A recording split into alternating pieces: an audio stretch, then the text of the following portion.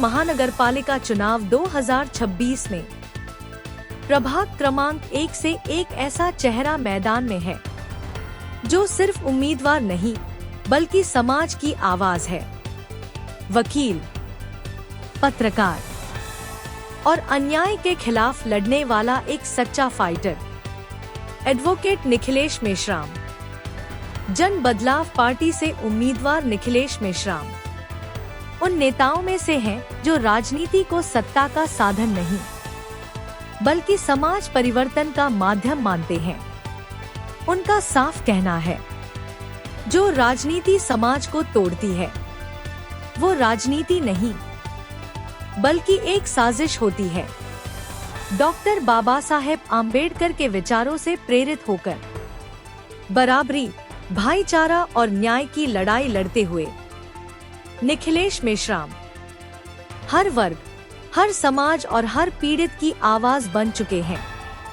मातृछाया मागासवर्गीय बहुउद्देशीय संस्था के प्रमुख के रूप में सामाजिक, शैक्षणिक और न्यायिक संघर्ष में उनकी भूमिका लगातार मजबूत रही है। आज वही संघर्ष नगरपालिका चुनाव के जरिए जन बदलाव की शक्ल लेने जा रहा है। प्रभाग क्रमांक 1 की जनता से अपील, इस बार सिर्फ प्रतिनिधि नहीं, एक सच्चे संघर्षशील इंसान को चुनिए। बदलाव के लिए वोट दीजिए, जन बदलाव के लिए वोट दीजिए। नागपुर से दुर्गा प्रसाद बर्वे की रिपोर्ट। नमस्कार, जय भीम, सलाम वालेकुम, सत श्री अकाल, आदाब सगळ्यांना माझा खूप खूप प्रणाम।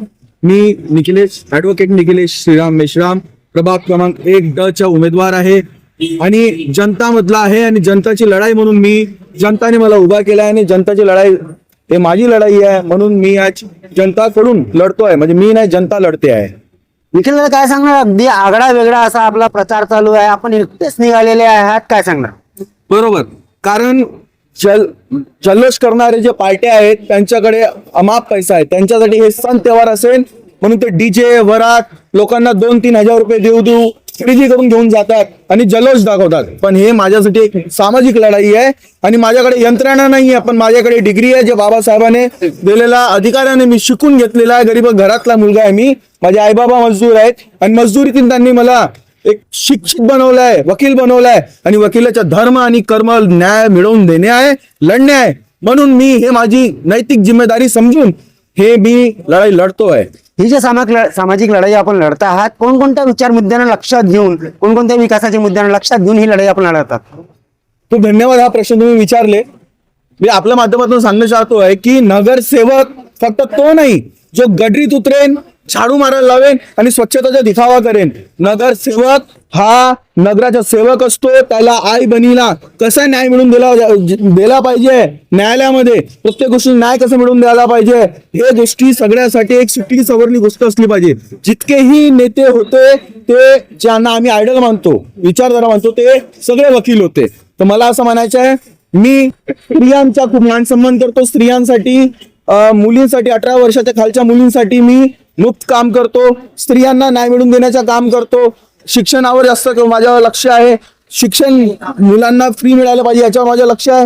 म्हणजे एक शिकला सवरला व्यक्ती ज्या पद्धतीने विचार करतो ते सगळे गोष्टी मी मिळवून देण्याचा माझा उद्देश आहे। मानवाधिकार, मौलिक अधिकारामध्ये प्रत्येक माणसाला स्वच्छ जल, रस्ते, सडक, एज्युकेशन, अन्न, पाणी, वस्त्र, निवारा सगळं मिळालं पाहिजे, या गोष्टीची मला जाणीव आहे। म्हणून मी जनताला हे मिळालं पाहिजे।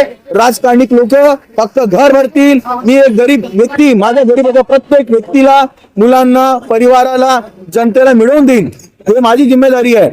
आम्ही वकालत यासाठी शिकली आहे की आम्ही अन्यायाच्या विरोधात लढू, आमचा हा धर्म आहे, म्हणून आम्ही न्यायालयामध्ये पण लढतो आणि जमीन स्तरावर पण लढणार। म्हणून मी स्वतःला उमेदवारी भरून लढाईमध्ये उतरलाय। आपली जी जनता आहे, जो मतदार बंधू आहे, त्यांना काय एक प्रेमा संदेश असणार आहे?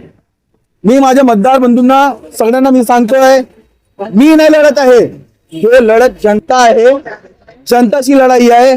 जनताने मला उभा केलाय, माझी हार म्हणजे जनताची हार, माझी जिंक म्हणजे जनताची जिंक।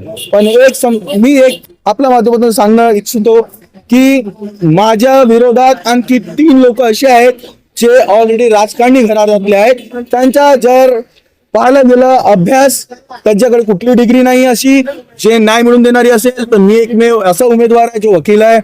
युवांना कधी मौका दिला गेला नाही. मी युवा आहे. महिलात राहणाऱ्या लोकांना गरिबाच्या झोपड्यातली जाणीव नसते की त्याच्या घरी थंडी लागत आहे की पाऊस येत आहे की काय येत आहे त्याला जाणीव नसते. पण मी गरीब घरातला व्यक्ती आहे, मला जाणीव आहे. तर ज्या व्यक्तीला गरिबाची जाणीव आहे, जनताची जाणीव आहे, पीडित लोकांची, मी पीडितांची आवाज आहे. मी सगळ्यांना म्हणतो की ज्यांच्या घरी पाऊस नाही येत, ज्यांच्या आई बहिणीला मारलं जाते, ज्यांच्या विरोधात कारवाई न होत आणि ज्यांना अभ्यास नाही मिळत, पाणी नाही मिळत, जितके लोक पीडित आहेत हे पीडिताची लढाई आहे. जर का भविष्यात तुम्हाला पुन्हा असा त्रास झाला त्याची जबाबदारी तुमची स्वतःची असेल त्यावेळेस तुम्ही विचार करायचा. मी 500, 1000 आणि साडीसाठी, दारू बिर्याणीसाठी स्वतःचा मत विकला होता म्हणून आम्हाला हे दिवस पाहावं लागत आहे. मी सगळ्यांना आपल्या मार्फत विनंती करतो, खूप खूप मनातून विनंती करतो की तुम्ही ज्यालाही मानत असाल, ज्यालाही तुमच्या मनात असेल तुम्ही मत द्या. पण एक मत स्वाभिमानाच्या सगळे प्रभाग 1 मध्ये 5 लोकांपैकी 5वा जो व्यक्ती आहे तो मी आहे. एक युवा नेता आहे, एक शिकलेला आहे आणि गरिबाची जाणीव ठेवणार आहे. ते एक मला मत मिळायला पाहिजे. मला म्हणजे स्वतःला मत द्या, स्वतःला.